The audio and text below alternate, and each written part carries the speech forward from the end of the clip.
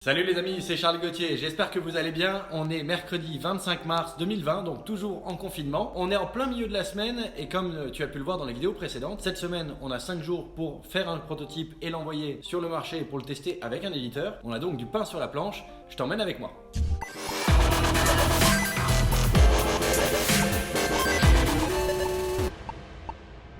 On a vu dans les deux vidéos précédentes comment mettre en place le projet pour s'assurer de bien le démarrer tout en restant concentré sur l'essentiel, ce qui apportera le plus de valeur pour un prototype, à savoir la boucle de jeu principale, la boucle de gameplay principale, le noyau de jeu. Aujourd'hui, on va essayer de peaufiner un petit peu plus cette boucle-là, la consolider, mieux la régler pour amener la meilleure expérience possible aux joueurs. L'idée d'un jeu, c'est de divertir, c'est d'apporter une expérience qui est fun, qui est sympathique, qui est challengeante, qui est un peu émerveillante, pleine de surprises. Et l'idée, du coup, c'est avec ce qu'on a pu mettre en place hier sur les 3C, la caméra, les contrôles et le caractère, d'avoir un ensemble qui est cohérent, qui donne une expérience fun. Mais on a quand même une problématique, c'est qu'en fait, on n'a pas une semaine complète. Vendredi après-midi, il va falloir qu'on garde une marge de sécurité, c'est prudent de le faire. Donc en général, on se laisse comme deadline le vendredi midi pour finaliser complètement le projet prototypé avec l'aspect polishing, tout ce qui permettra de consolider un petit peu l'expérience. Et on se réserve le vendredi après-midi pour intégrer tout ce qui va nous servir à analyser ces tests. On va faire des tests, il faut bien qu'on puisse mesurer quelques petits KPI intéressants. Les KPI, ce sont des facteurs clés qu'on va mesurer pour savoir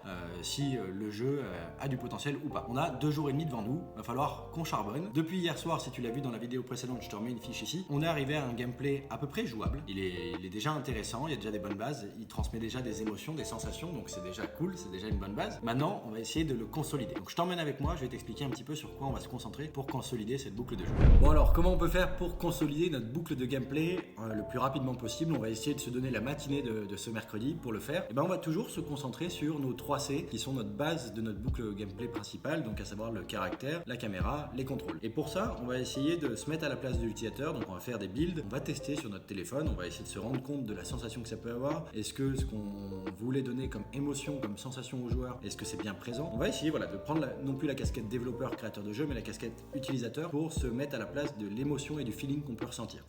Au moins pour en avoir une idée. Et pour ça, on va essayer du coup d'amener le bon réglage au niveau de l'input, histoire que le joueur se fatigue pas avec son doigt. On va essayer d'avoir une intuition là-dessus. On va vérifier si l'action du joueur sur son téléphone fait quelque chose d'intuitif dans le jeu. Si c'est trop farfelu, si c'est pour le joueur peu naturel comme expérience, on risque de le perdre assez vite. Donc on va avoir une rétention qui sera très basse. Par contre, si la première expérience du joueur quand il va démarrer à jouer est agréable, que chaque action qu'il peut faire, le résultat c'est ce qu'il attend, alors dans ce cas-là, on a quelque chose d'intuitif, de naturel et ça va maximiser notre rétention. On est sûr d'apporter une expérience où on maximise nos chances d'apporter une expérience de jeu cohérente et sympathique aux joueurs. Et c'est ça le nerf de la game. Depuis hier soir, on a une boucle de gameplay principale qui est bien mise en place, mais on peut lui amener encore plus de profondeur. En l'occurrence, là, on a un jeu qui est une sorte de runner avec une mécanique de hold et de timing. On va falloir relâcher au bon moment et appuyer au bon moment sur certains passages. Je ne peux toujours pas te montrer de choses, mais j'ai essayé de t'expliquer. Et on va essayer d'amener un peu plus de profondeur dans ce gameplay. L'idée, c'est de pouvoir permettre aux gens qui sont complètement novices, qui veulent juste se détendre un petit peu sans être trop concentrés, de se détendre et d'avoir une belle expérience, mais permettre également aux joueurs qui ont un peu plus envie de se challenger, de prendre des risques, d'être récompensés en fonction des risques qu'ils prennent. Donc on essaie de réfléchir ce matin à comment on peut consolider. On l'avait déjà pensé en amont sur le GDO, mais maintenant qu'on a un vrai feeling, une vraie sensation en jouant au premier prototype, on peut maintenant valider les idées, les hypothèses qu'on avait pour amener de la profondeur. Donc la profondeur là qu'on va faire, c'est amener un fever, une mécanique de fever qui va permettre aux joueurs qui va prendre des risques. En gros, on a un runner, il y a des obstacles. Si on esquive les obstacles avec de justesse, avec des near miss ou des choses comme ça, on va pouvoir faire grimper une jauge de puissance, de fever pour le joueur. Et on peut très bien imaginer que si le joueur sur le temps d'une partie arrive à faire un near miss avec 3 obstacles, c'est-à-dire qu'il a pris des risques mais qu'il n'est pas mort, et dans ce cas-là, on va lui donner un avantage dans le jeu. Il va pouvoir aller beaucoup plus vite, récolter davantage de monnaie ou avancer plus facilement vers l'objectif du jeu. Et ça, en général, si c'est bien fait également et que ça vient sublimer l'expérience de jeu, ça nous permet d'augmenter la rétention, tout simplement parce que ça apporte plus de fun aux joueurs. Mais il faut bien le dimensionner aussi, il ne faut pas mettre trop d'obstacles, il ne faut pas rendre le jeu impossible non plus, il faut juste amener la bonne dose de challenge pour éviter d'avoir un jeu monotone. Donc voilà un petit peu comment aujourd'hui on va se concentrer pour consolider notre boucle de gameplay principale. Logiquement, ce soir on devrait avoir quelque chose déjà de beaucoup plus fun à jouer, qui reste quand même dans la lignée de ce qu'on avait hier, mais qui et encore plus sympathique.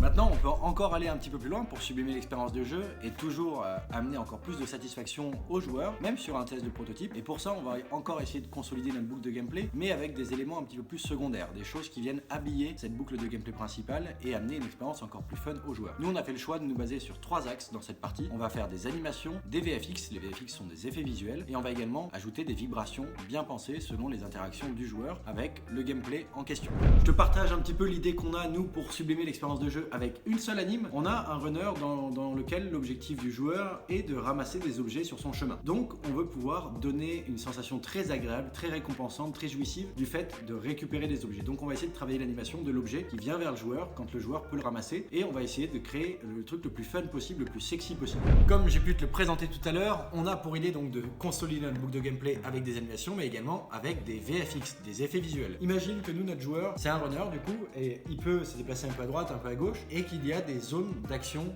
importantes pour lui vis-à-vis du gameplay. Et quand il va être sur une des zones importantes d'action vis-à-vis du gameplay, on va ajouter des VFX au player pour faire comprendre au joueur qu'il est en train de faire la bonne action. Et on va également pouvoir mettre des VFX pour appuyer quand il fait une mauvaise action. Par exemple, il y a des obstacles. Si le joueur rentre dans un obstacle, on pourrait très bien mettre un VFX de choc, d'impact, de fumée ou autre qui viendrait appuyer le fait que c'est une mauvaise action. Tout comme on peut mettre des effets visuels pour la récompense, pour les bonnes actions, que ce soit au sein de la partie sur le gameplay ou par exemple en fin de partie quand le player arrive dans une condition de fin. Est-ce qu'il a gagné? Est-ce qu'il a perdu? Si oui, à quel niveau? On peut mettre des confettis, des canons, des choses comme ça. Tout ça vient sublimer l'expérience de jeu principale. L'idée, c'est que le joueur puisse vraiment avoir un tas de feedback sur est-ce que je suis en train de faire la bonne chose ou pas. Petit aparté là-dessus, je t'ai parlé également d'amener plus de profondeur dans le gameplay en amenant une mécanique de fever pour encore plus donner de récompenses aux joueurs qui prennent des risques. Et là aussi, on va se servir des VFX pour donner quelque chose de très jouissif. L'idée là, c'est vraiment de récompenser le joueur visuellement. C'est celui qui prend des risques,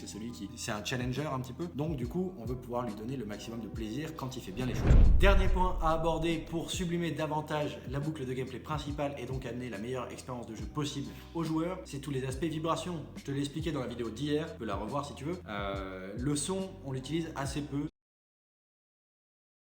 Encore moins sur des tests de concept et de prototype. Par contre, ce qu'on peut faire sur téléphone et tablette pour remplacer le son, c'est utiliser les vibrations des appareils. Et là, ça devient intéressant parce qu'on va pouvoir utiliser différents types de vibrations. Des vibrations plutôt légères, plutôt violentes, abruptes, des vibrations assez continues, une fréquence de vibration qu'on peut faire varier. Donc en gros, on va pouvoir appuyer certains éléments du gameplay qui soient bons ou mauvais. On peut très bien mettre des vibrations qui font penser à un échec, une failure, tout comme mettre des vibrations qui font une sensation de réussite. On imagine la même chose dans les effets sonores. On peut faire la même chose avec les vibrations. Donc voilà un petit peu, on a fait un tour maintenant de tout ce qui pouvait nous servir à sublimer davantage notre expérience de jeu en y accordant très peu de temps. Bon voilà les amis, une journée de mercredi déjà bien avancée. Je vais encore terminer quelques petites choses, mais pour que vous puissiez voir la vidéo ce mercredi soir, je vais devoir m'arrêter là. Mais on a déjà vu quand même pas mal de choses. J'aurai plein de choses à te partager demain également. Normalement demain, on devrait avoir un jeu beaucoup plus complet, donc un prototype qui est complètement habillé avec vraiment un thème artistique, et on sera donc dans les temps pour pouvoir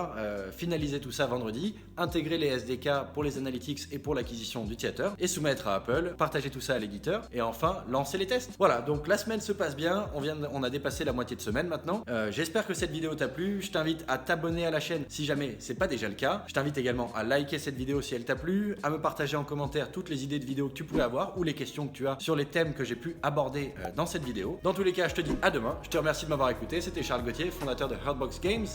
Ciao!